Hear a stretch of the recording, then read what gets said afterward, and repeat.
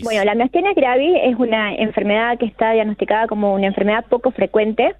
Es una enfermedad que afecta al aparato musculatorio, a la placa motora neuromuscular, donde la principal síntoma que tiene el paciente es fatiga, visión doble, falta de aire. Son síntomas que van alternando durante el día. Hay momentos que se sienten bien, momentos que se sienten fatigados, no tienen fuerza, y donde generalmente acuden generalmente a la consulta por la visión doble, cuando ya, digamos, el proceso ya está bastante avanzado. Es una enfermedad generalmente que tiene un gran porcentaje de maneras congénitas, genéticas. Algunos de las familias ha tenido los síntomas, algunas veces lo toman como mejoran a lo mejor con una pequeña siesta o con un pequeño reposo, pero algunas veces no tienen esa mejoría. Entonces ahí es cuando empiezan a acudir a las consultas. Los pacientes llegan a neurología, digamos, en realidad por derivación, ya sea por el neumonólogo, por el oftalmólogo o por el endocrinólogo, que por ahí le hizo todos los perfiles endocrinológicos pensando que a lo mejor tenía un hipotiroidismo o algo, y no le encuentra la causa de la fatiga constante que tiene el paciente. Ujú. Bien, y si podemos hacer una descripción de ese paciente, ¿hay un género en el que pueda suceder con mayor frecuencia, una edad o algunos otros factores ambientales que tal vez estén presentes en la vida de ese paciente, como para que esto nos lleve a tal vez darle lugar a esa persona y dice, a mí me está pasando esto y tengo estas situaciones que habla la doctora? No tiene una predominancia por sexo, no hay una predominancia por sexo, sí es una cuestión más bien genética, que los pacientes heredan, donde después no es una enfermedad dominante, sino es una enfermedad recesiva que a lo mejor después lo van manifestando más adelante y no nacen con la manifestación, ¿sí? Son muy pocos las miastenias congénitas y que tienen falla respiratoria en la niñez o cuando nacen los bebés, pero generalmente no hay un patrón tampoco de edad cuando se empieza a manifestar. Generalmente los pacientes sí pueden rondar entre 35 y 45 años, pero hemos tenido de todas las edades, ¿no? Inclusive hay gente grande, adulta, que la trataron toda la vida por otras patologías y que, la tosis palpebral, esta caída de los ojitos que por ahí no saben que empiezan a ver como que se le va cerrando la persiana y de repente es el síntoma o el signo que empiezan a verse y a llamarle la atención. Eso también es parte de la miastenia gravis, ¿sí? Entonces, desgraciadamente no hay no es que es un patrón que existe, no se hereda, el factor ambiental no tiene una influencia importante. Sí, desgraciadamente con este COVID, indudablemente ha llegado a que los pacientes a lo mejor empiecen con sus crisis y se diagnostican más pacientes hoy en día de miastenia gravis, ¿no?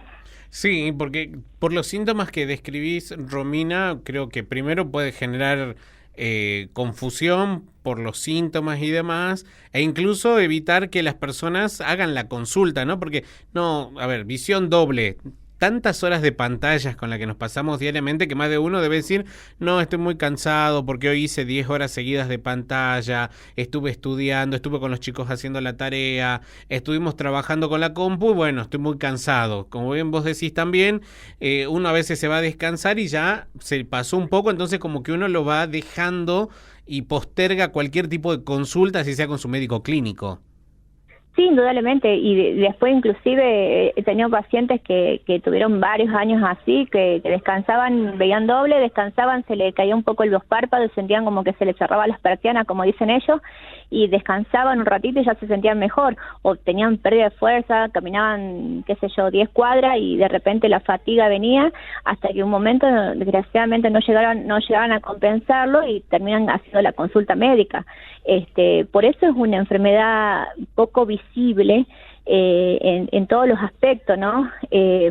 Indudablemente, hasta en las obras sociales nos cuesta por ahí hacerle los diagnósticos de este tipo de enfermedades. Hay una parte del laboratorio donde no lo contemplan las obras sociales porque es una enfermedad muy poco frecuente. Pero indudablemente ha aumentado los diagnósticos tempranos, que eso es importante, porque yo creo que a lo mejor es esto lo que vos decís, ya se me pasó, fue un ratito, mejoró con el reposo, entonces indudablemente no consultan, hasta que en un momento ya no se recuperan. La verdad que sí. Y me imagino que para el diagnóstico y sobre todo el tratamiento y seguimiento, médico neurólogo, médica neuróloga y también la oftalmología como que son los dos pilares fundamentales. Sí, generalmente la visión doble es por la fatiga muscular que tienen a nivel ocular, ¿no? De los Sí. músculos oculares.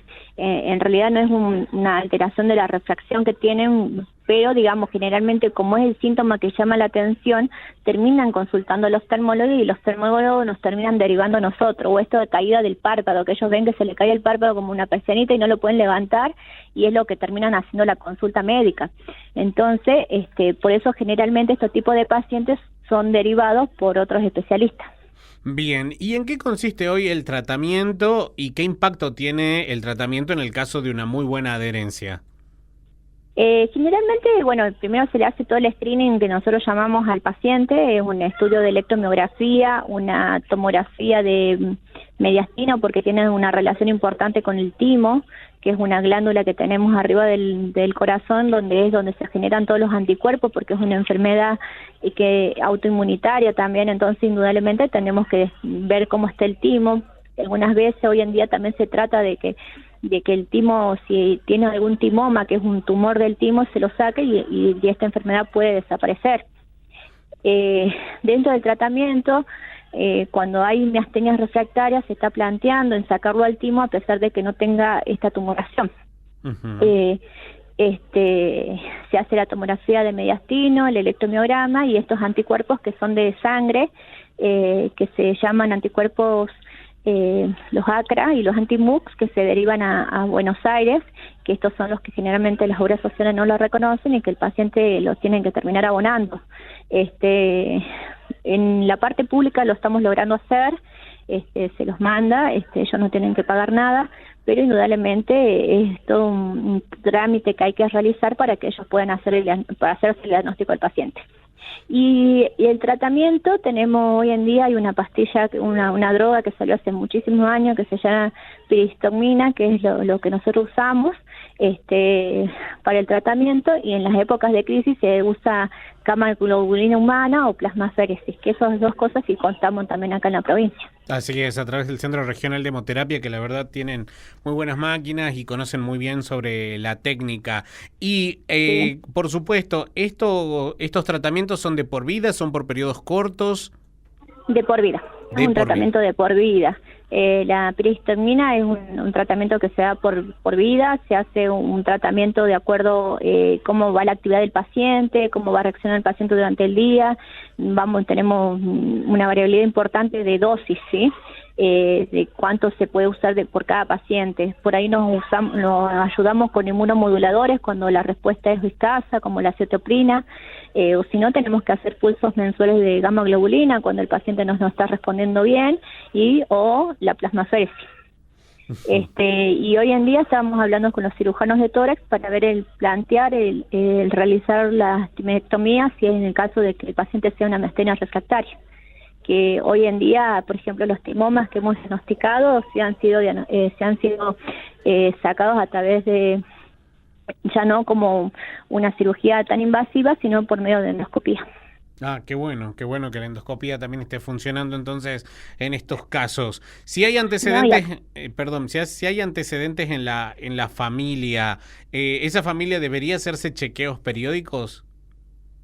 Sí, generalmente se puede hacer un planteo genético para averiguar, porque indudablemente también tenemos que diagnosticar o descartar que no haya otro tipo de enfermedades musculares hereditarias como las distrofias, ¿no? Uh-huh. Musculares, pero más que nada es el hecho, es una enfermedad tan poco frecuente, pero indudablemente cuando está lleva un tratamiento tan específico, muchos controles diarios, tenemos que hacerle hacer todo lo que es también seguimiento por neumonología, colocar todos los tipos de vacuna, hablar con el paciente para que se adecue el tratamiento, si ellos quieren ser, en casos del género femenino, por ejemplo, cuando quieren ser madres. Hace poco tuve una paciente que fue mamá, que tuvimos que planificar inclusive hasta cómo iba a ser el nacimiento de su hija. Entonces indudablemente es todo un seguimiento diario y un tratamiento bastante importante que hay que hacer con ello.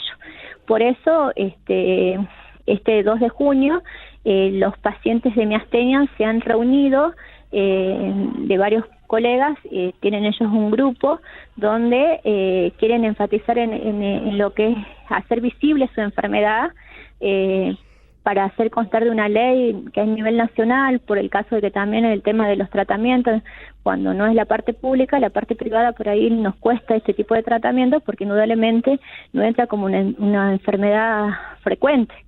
Entonces, como que por ahí ni siquiera figuran en los baremos las cosas que nosotros solicitamos y donde indudablemente los pacientes tienen mucho problema y por ahí el 2 de junio ellos quieren hacerse visibles, como ellos mismos dicen, con esta lucha y para hacer a la población, hacerles saber lo que realmente es una miastenia gravis, ¿no? Y lo que viven ellos diariamente. Tal cual, ¿no? ¿Y ni siquiera se la puede contemplar mediante la ley de enfermedades poco frecuentes?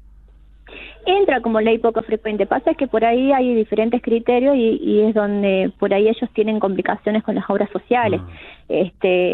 Pero bueno, es una lucha constante que ellos tienen, donde indudablemente hay pacientes que tienen obras sociales y pacientes que no tienen obras sociales. En la parte pública, gracias a Dios, no tenemos problema con el tema de la medicación.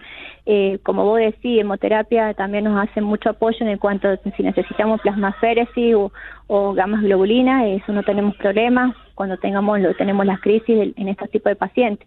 En la parte privada por ahí se nos complica por el hecho de que hay mucha por ahí, esto que voy a decir, que hoy preguntabas a todos qué es una miastenia gravis y que realmente pasa también por el ámbito médico, ¿no? Porque son enfermedades muy poco frecuentes.